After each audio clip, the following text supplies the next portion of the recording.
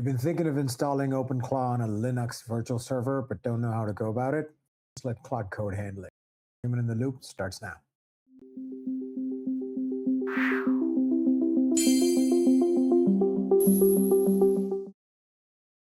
Sash, happy Friday, man. What's How up? you doing?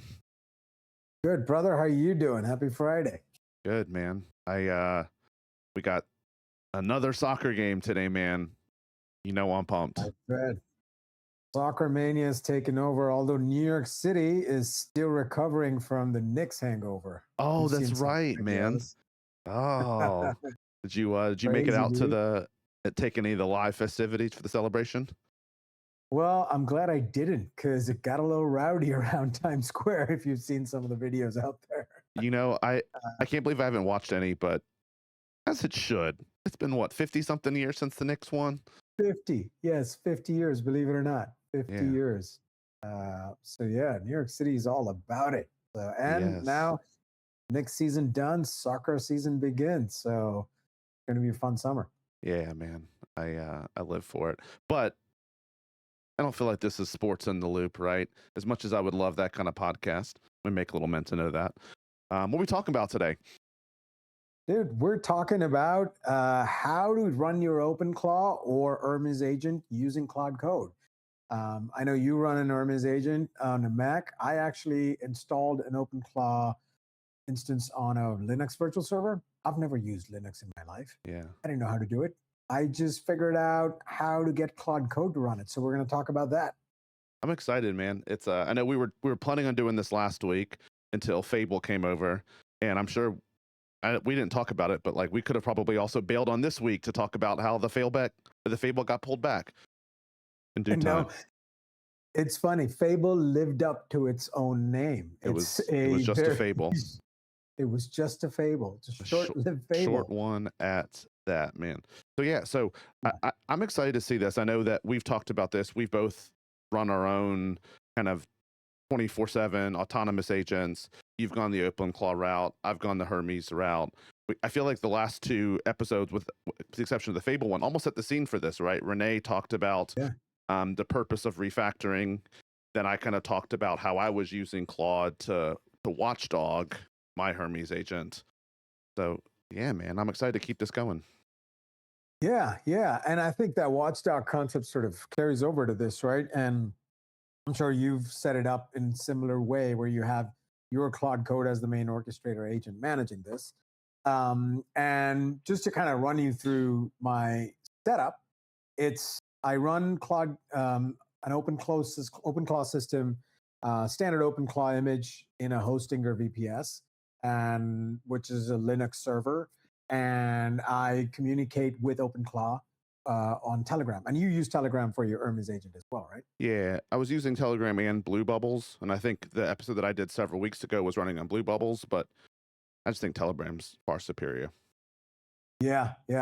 I think it works better too. So let me switch over to my screen here, and I'll show you some stuff. So here, just if you can see my Telegram, I've got both my agents here, Blaze and Neuro. Blaze is the OpenClaw agent, and that's the primary communication channel. It's like one long chat. And I also have a Telegram group. I guess you're using a Telegram group as well. Yep. I've got topics created where Blaze can post stuff. It runs a lot of things in the background and posts stuff for my review into different topics on the group. That's kind of the core setup. Where it's running on a Linux virtual server up in Hostinger in the cloud. And they're all connected to Tailnet, which is, I've got my own Tailscale Tailnet. And the two Macs I have, my iPhone and the Linux server, can communicate with each other in that private network. So nobody else from the outside can actually access it, even if they got access to it. So I guess you run it on Tailnet as well? I'm just like, I feel like we and I are like brothers in so many ways, man. Yeah, like, man. Shout out Hostinger VPS, shout out Telegram, shout out Tailscale, all of it, man. Like, we didn't even coordinate this. It's just like, clearly this is best practices we got going on here. It is. And it's the secure way to do it, right? You want to run your system that has access to so much data. You want to put like a private network around it so only you and your devices can access. Because, passwords leak, secrets leak. But if you can add an additional layer of security with your private VPN, do it. That's how, it's just enterprise security used in practice. No doubt. So I set it up initially using Hostinger. By the way, if you go on Hostinger or at Zinger or any kind of DigitalOcean, any of these hyperscalers, all of them have prepackaged OpenClaw instances. So you can buy a VPS and install an OpenClaw directly. You can start there, or you can just get a blank VPS. And the first thing you do is connect your machine to that using Telnet. So once your Mac or whatever Windows or whatever machine you run Claude Code on, connect that over Telnet, make sure both machines can communicate with each other. And then you basically, and I don't know how to set any of this up. I just asked Claude Code, hey, help me set up Telnet, help me connect to this machine. And then Claude Code suggested, okay, we should use SSH to communicate without having passwords. So I'm like, okay, let's use SSH. Generate an SSH key for me. Take care of it. Yeah, let's go. Exactly. Generated an SSH key. I added it to the Hostinger VPS and boom, in. So how do I run it? Now, in the past couple of weeks, I've made some significant changes to that OpenClaw setup, which is I created its own kind of custom plugin structure. And because I wanted to use and connect certain APIs that, I wanted my OpenClaw to use.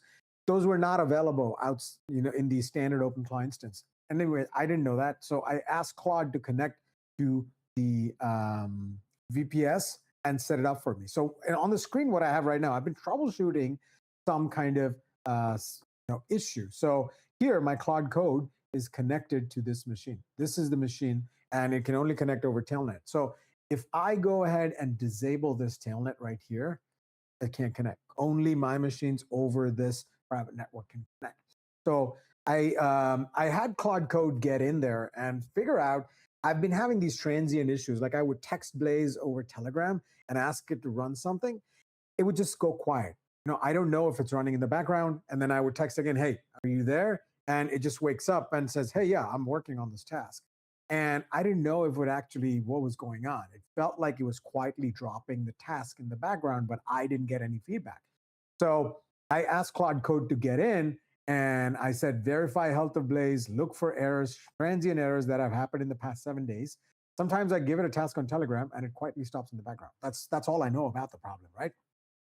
It connects, and it starts probing. It starts running health checks, and it says it found a health flag issue. But anyways, after a little while, it says diagnosis is complete. It is running healthy, but here's the problem. It actually found the issue. The silent stop you're describing is Blaze now runs on OpenAI Codex GPT 5.5. Now, this is a recent change I did. This is a big overhaul. I used to run it with Claude Sonnet over the API key. Too expensive. It was $25 a day. Easily, yes. Easily $25 a day. And even when I'm not even doing anything with it, it's just running stuff in the background. Now, OpenAI Codex, you can run OpenClaw with in the same subscription. So I have a 5x max Codex subscription. And shout out OpenAI for that, man. Like, I know we're big Claude users, but I wonder how this is going to, when all the dust settles, right? Anthropic came out and said, nope, you can't use OAuth. You're going to use your Claude Code subscription. You have to use it in the terminal, VS Code, right? Like you can't run it OpenClaw Hermes any other way. And OpenAI said, come on down, man. You can use OAuth.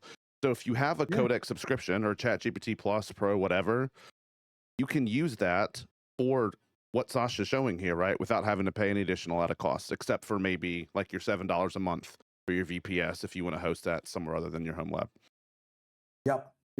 And also, like Peter Steinberger, the creator of OpenClaw, now works for OpenAI. So they're trying to figure out how to make all their harnesses kind of work together with the OpenAI sub. So yeah, this was a big change for me. And I didn't know how to switch that over. So I asked Claude Code to switch it over. And since it has found certain issues. Now, I didn't know any of this. So apparently there are certain parameters in the OpenClaw setup that need to be changed from their default values for the assistant to be alive and keep trying. If the assistant is running a test or a task that you ask it to and it stops, it doesn't know it doesn't know when to retry, because apparently there's a parameter which says missing assistant retries, and it's set to 0, which means it's probably not going to retry. So Claude's suggesting that that should be changed. It also discovered that the Telegram channel drops out intermittently, but it auto recovered. So it actually, now Claude Code is looking at all the logs inside the VPS, OpenClaw, and it's telling me this is what's happened in the past 7 days. I set up a memory indexing thing. It's fully broken since the last time it actually was set up was on the 13th. So the past 3 days, it's not done anything. How would I know any of this? Because OpenClaw is not telling me any of this unless I ask it. So having Claude Code hook into your OpenClaw or Hermes system just makes it so much easier. And by the way, now this is a health check that Claude Code is running. What I'm going to do now is make this into a skill and have it run every week, so it knows exactly what to check for. It would check the logs, any kind of transient issues, it can go in and fix. So again, that kind of orchestrator, systems thinking mindset. So here's an interesting thing it found. Now, since we're talking about the running a Codex with OpenClaw or Hermes over OAuth, here's something interesting it found. So OpenClaw has this memory indexing system, right? It automatically indexes its own memory and then mines it and uses the OpenAI embeddings to index the memory. Now, Codex OAuth does not expose the embeddings model. So when you're running RAG systems, you have to use an embeddings model. And OpenClaw uses similar kind of a mini RAG system. And embeddings model is just a cheap model available over the OpenAI API key. Apparently, that's not included in the Codex, or it's not exposed in the Codex app. So I would have to set up an API key. I wouldn't have able to, know this if Claude Code didn't find it. So my memory system is completely failed. Interesting. So now I gotta give it an OpenAI key just for the embeddings model. Now, embeddings model are dirt cheap. They're very cheap. They're like fraction of a penny for a call. So it's not a big additional cost over the Codex subscription, but looks like it's something I need. I think, Chris, this is kind of where you were with your, what we talked about last Friday, right? In your watchdog, where something had quietly failed and you didn't know. Right. And you had to kind of go dig in and find out.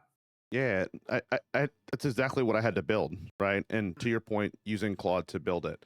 And it sounds like we're sort of doing the same, right? We're like, I think what I had to learn was with my Hermes setup. One, just interesting, we call it, Hermes calls it turns in terms of like the retries, right? That, and I went through the same lesson.